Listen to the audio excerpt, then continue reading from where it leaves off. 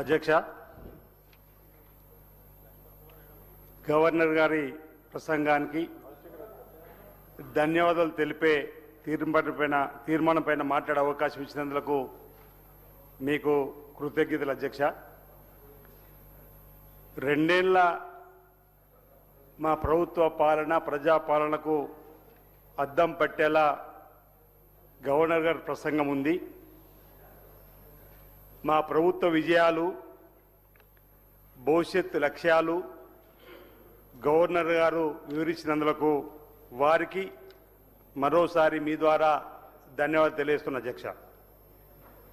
అధ్యక్ష, మా ముఖ్యమంత్రి శ్రీ రేవంత్ రెడ్డి గారి నాయకత్వంలో మా ప్రభుత్వం అభివృద్ధి సంక్షేమ ధ్యేయంగా అడుగులు ముందుకు వేస్తుంది. అన్ని వర్గాల అభ్యున్నతిని ఆకాంక్షిస్తూ మా ప్రయాణం కొనసాగుతుంది. ఇందిరమ్మ రాజ్యంలో సకల జనులు సంతోషంగా ఉన్నారు.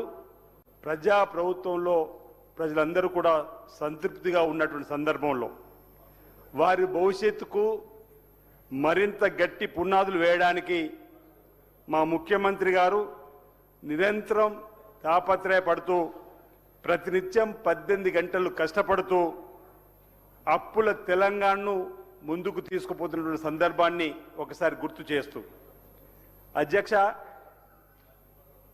శ్రీమతి సోనియా గాంధీ గారు తెలంగాణ ఇచ్చిన రోజు 16,000 కోట్ల మిగులు బడ్జెట్గా ఉన్నటువంటి తెలంగాణ 2 సంవత్సరాల 2 మాసాల క్రితం జరిగినటువంటి ఎన్నికల్లో ప్రజలు మాకు ఇందిరమ్మ రాజ్యం కాంగ్రెస్ పార్టీ ప్రభుత్వానికి అవకాశం ఇచ్చిన తర్వాత గౌరవ ముఖ్యమంత్రి గారు శ్రీ రేవంత్ రెడ్డి గారు పదవి బాధ్యత స్వీకరించిన నాటికి చూస్తే 8 లక్షల కోట్ల అప్పుల్లో ఈ రాష్ట్రం ఉన్నటువంటి సందర్భంలో కూడా అప్పుల కుప్ప చేసి మా చేతికి ఇచ్చినప్పటికీ మా ముఖ్యమంత్రి గారు, మా మంత్రివర్గం గుండె ధైర్యంతో పనిచేస్తూ ముందుకు సాగుతున్నారు.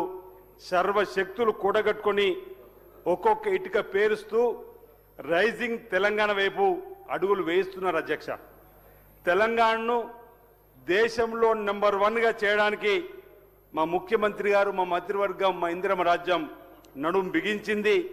హైదరాబాద్ను విశ్వనగరంగా తీర్చిదిద్దడానికి వారు అడుగులు వేస్తున్నటువంటి సందర్భం. మా పోటీ చెన్నై, బెంగళూరు, ముంబై కాదు అధ్యక్ష, టోక్యో, సింగపూర్, న్యూయార్క్తో అని చెప్పి మరి ఆ వైపుగా పరుగులు తీస్తున్నటువంటిది గౌరవ ముఖ్యమంత్రి రేవంత్ రెడ్డి గారి నాయకత్వంలో మరి సందర్భంగా చెబుతూ, అధ్యక్ష,